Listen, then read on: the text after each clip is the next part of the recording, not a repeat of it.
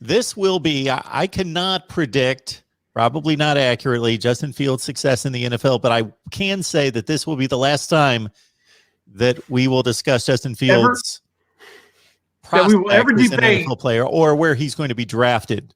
3 to the Niners, 7 to the Lions, or whatever, whoever, blah, blah, blah, blah, blah, blah. Blah, blah, blah. It seems like the longer okay, if I could love a college football athlete, I love Justin Fields. He's a good guy. He was great to the media in his 2 years. 20-2 is the start at Ohio State. If I was an Ohio State fan, I'd hold him in the highest possible regard. But I have in the palm of my hand, you see all of the bleeps that I care to give about where he ends up going on Thursday night. So there you go. From what I read on the internet, he's going to end up 32nd overall. So that's quite a tumble.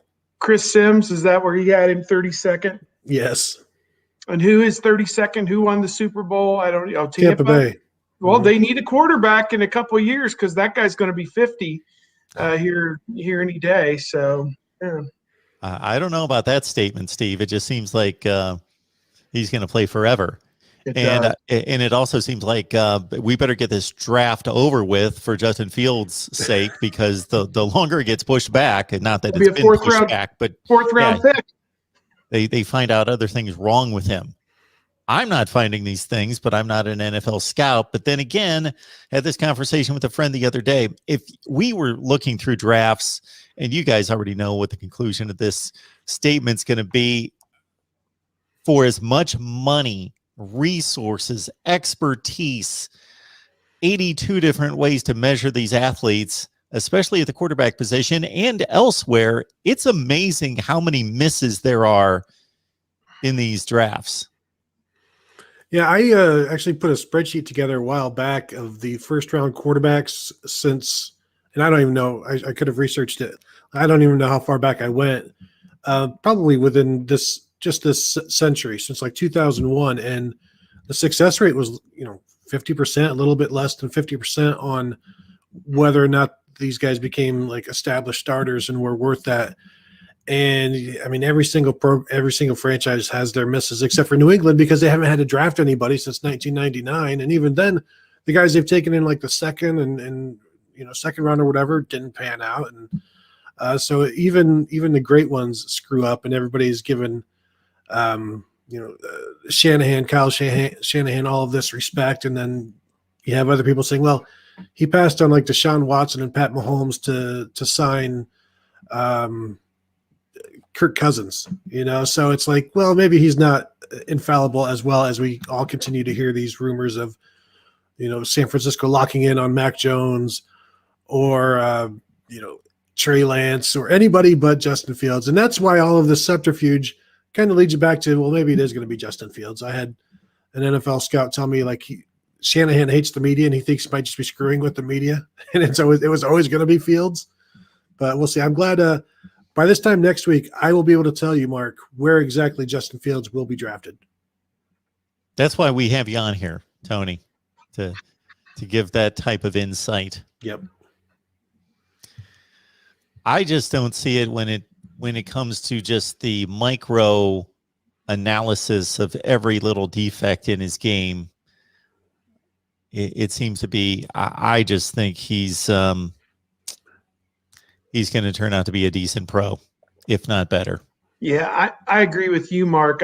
I see a guy who is a football lifer, a guy who is a grinder, a guy who does everything he can to be as successful as he can, to make his team as successful as it can be, played through injuries, got hurt, came back a play later and threw touchdown passes. I mean, petitioned so that they could have a season.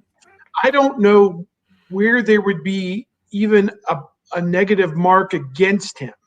I'm not even sure what it would be. And again, I'm not a football, as our friend and your good close personal friend Tony Tim May might say, a football guru. I'm not a football guru, but man, everything I see is positive. I don't know I mean, you can win with people like Justin Fields. That's just the long and the short of it, in my opinion. Yeah, to speak as a younger person and to the younger people, Justin Fields is a creative player. I mean, he's like a prototype. You go in and you play the video games. You're like, okay, I want him to be 6'3". I want him to be 225 pounds. Sure, let's let him run a 4.4. I need that arm strength up to about a 97. I need the accuracy at about a 94. And that's what Justin Fields is. And then, of course, yes, he plays while injured, and he immediately steps into Ohio State and doesn't try to take over, just practices, and eventually people glom onto him like a leader. And, any other year, it would seem like he'd be the resounding number 1 draft pick, and to just watch him be picked apart. While it has been assumed forever that Trevor Lawrence, since Justin Fields and Trevor Lawrence were at Elite 11 as juniors, this was always going to be Trevor Lawrence's draft. And that's kind of where Justin Fields kind of exploded on the scene, as I think he was a Penn State commit at that point, maybe. And then people are like, oh, it's Justin Fields' kid. He's pretty good too. And then you see in college, he's the number 2 prospect in the class behind Lawrence. And then, so yeah, he's always been right behind Lawrence. So you figured he'd be the number 2 guy. And then Zach Wilson does what he does and has a and one mixtape that people like to watch. And but then the Mac Jones thing to me is just the craziest of all of it. Mac Jones had a great year, but it doesn't scream to me number 3 pick at all. I think when you have a guy with his skill set surrounded 1 through 10 with the guys he had around him, that's, in my opinion, what made him special to me, was that he was part of a great team at Alabama, maybe more so than he was a great quarterback, although the decisions he made at the line of scrimmage to get them in and out of bad looks and to always maximize the mismatches that those guys created for him was uncanny. I mean, I had a guy text me during the game and say, you walk a guy up and they find the right guy, you back a guy out, they find the right guy underneath, and there's just no beating this Alabama team with him at quarterback. And again, I can't really speak to his intangibles or his traits. I mean, is his arm stronger? Is he really more accurate than Justin Fields? I don't know, but he had a great year. They had a great year. And was he a product of a system, or is he really an NFL caliber quarterback?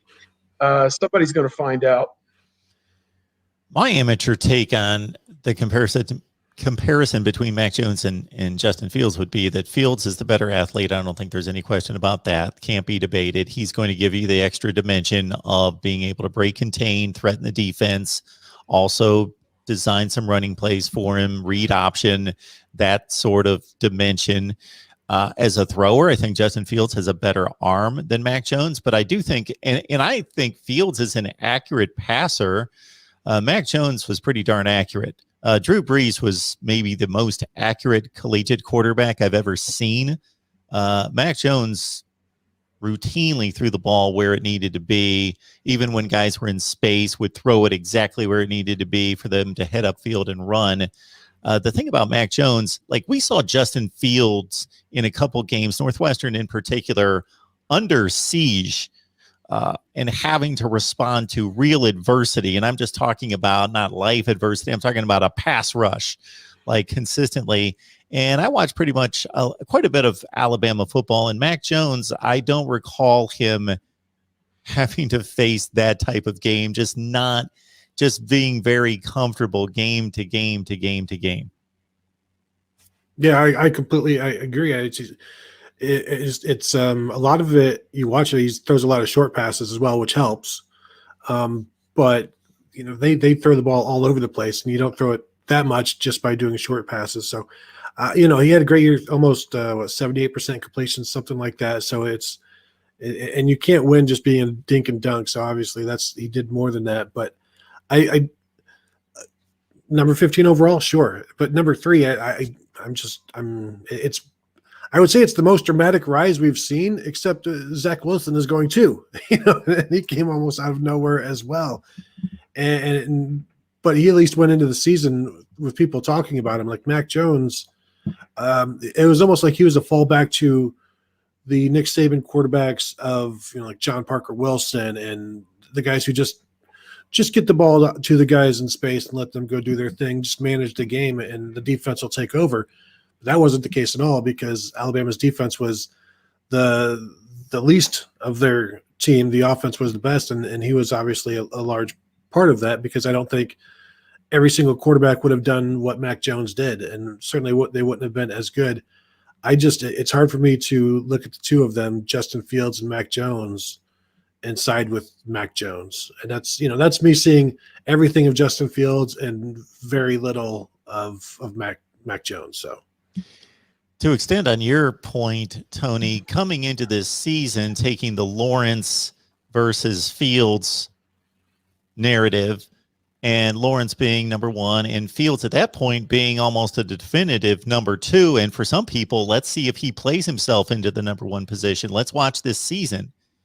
And then he has the rough game against Indiana. Again, I'm going to consider that to be a rough 3 or 4 plays. He was very productive in that game. The Northwestern game, he loses his best receiver.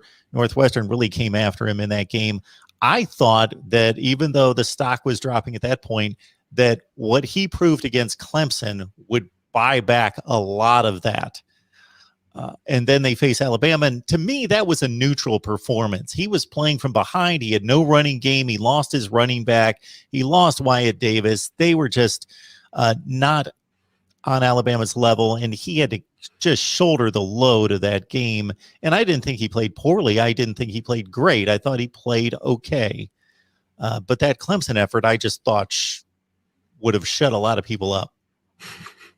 I would have thought so too. I mean, he led him up and down the field against a team that, again, I mean, I don't even know how to put it. I mean, it was kind of a, had they not, people regard the Alabama game for Ohio State back in 2014 as this great breakthrough. I think the Clemson game this past year would be viewed the same way, other than the fact they did not go on and parlay that on to a national championship. So it's never going to be regarded in the same light. And quite honestly, I'm not sure how great that Clemson team was. They had Trevor Lawrence and ATN and some wide receivers, but their defense was a shell of what it had been in previous years. But he played phenomenal in that game. And, I don't know what people are looking for. I've said this for weeks. I don't know what the negative knock on this guy is. And if it's just people who are creating narratives so that they have some kind of interesting controversy to discuss leading up to a draft that ultimately has no real compelling storyline. I mean, there's nothing out there other than Urban Meyer is now an NFL coach, and he's going to take Sunshine Lawrence almost certainly number one. I mean, what is there compelling about this draft? I mean, there's nothing out there. So I think people who needed to have talking points and create issues for their half hour and 60-minute talk shows have drummed up this dossier against Justin Fields that just doesn't exist. Why he felt the need to come back and have a second pro day is beyond me. He made so many great throws the first one. I don't know what else he was supposed to show people, but dutifully he came right back and did the same thing again, and who knows? He's going to win games in the NFL. I don't care. He's a winner. I'm to the end of my line on it. Is it time for this stupid draft yet? One last thing about Fields, at least for me, and then we'll let Tony cut loose if he has got anything else, would be simply, I understand the role of the scout. They're supposed to find flaws. They're supposed to find nuances and the pluses and the minuses to the detail. They are doing their jobs to the nth degree. But these guys aren't robots. We can find examples in any sport at all the positions of guys that don't do it to the textbook degree of every movement that they make, but they're successful. Phillip Rivers has thrown the ball like a shot put for like 50-some thousand yards in the NFL. And Justin Fields, to me, has a beautiful throwing motion. Is it textbook to the nth degree that it might be a little long or a little bit like a baseball player? Maybe. I can't see that, but I'm not a scout, but he throws a beautiful ball compared to, and the motion in throwing it compared to like a Phillip Rivers and other successful NFL quarterbacks that we could name. And I thought the Clemson game showed us a lot in regards to just his resolve in making an amends for something that wasn't necessarily his fault from a year earlier, being laser focused, taking the shot that he did in the second quarter, gutting it through, playing the game of his life. And I expect him to be successful. I do wonder when it comes to just the nitpicking and the overthinking, I wonder if overthinking has cost teams more franchise quarterbacks than it's landed, where if they're like, you know what, we should have just believed the tape and gone with our gut rather than going through and just examining everything and looking for flaws. Because if you look for flaws, you're going to find them on any industry, no matter where you go. And if you're looking for the good stuff, you're going to find that as well. And I think maybe sometimes franchises and teams and GMs and scouts and coaches have maybe lost themselves in the flaws and forgotten everything else that a guy can do. And I wonder how many franchise quarterbacks that has cost them. Ohio State Buckeyes Live is a privilege for me to host every week with these two on board, Tony Gerdeman from Buckeye Scoop and Steve Hellwagon from Bucknuts 247 Sports. And I hope everybody that watches this, whether it be live or the recorded version, appreciates that as well. They give over their time each and every week, and typically Kevin Noon from Rivals as well. Talking Ohio State football, Tony Gerdeman and Steve Hellwagon as well, of course, from Bucknuts, and you can catch Tony's work on Buckeye Scoop. All right. Looking down the rest of these NFL draft prospects, who would we expect to go in those 2, 3, 4 next positions, whether it be offense or defense? I actually saw some people saying Pete Werner could sneak into the first round there. So I'm thinking probably second round, Wyatt Davis, second round. So I think those would probably be the next two. And Tony, not to cut you off, but man, would that be a punch in the gut to a lot of Ohio State Pete Werner critics? First rounder in the NFL draft? That's not going to happen. Still, even if he's a second rounder or a third rounder, that's still, man, if you're a top 50 or 80 pick in the NFL draft. I think he was okay at Ohio State. I'm not a big Pete Werner hater. I just they're out there. Yeah, I know they're out there. There's a limit or a level to where he's going to end up. I agree. I think Wyatt Davis should be a second round pick at worst. You kind of get on down through this. Maybe Sermon in the third round. Running backs are such a dime a dozen. It's kind of hard to take them early. Josh Myers ought to be in the third round, I would think, if no later than the third round. If he goes much later than late second or early third, you got to kind of wonder what he was thinking in leaving Ohio State. I'm not sure what, other than the fact he'd been there, 4 or 5 years already. But, I mean, he could have come back for one more year and possibly moved up to late first round. Let's see what else is out there. The tight end Farrell's probably a free agent or a late round pick.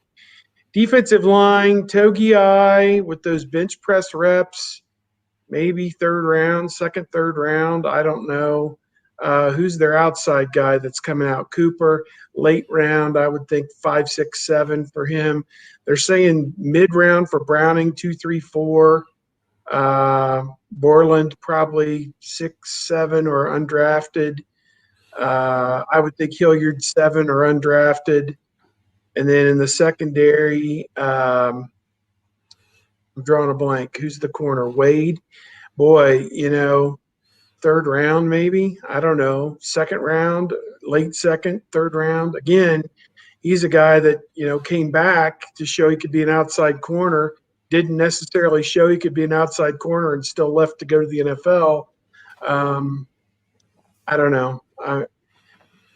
I don't want to run afoul of his dad. He'll come after me on Twitter, but I'm not trying to be negative or mean about it. It's just kind of like, I don't know.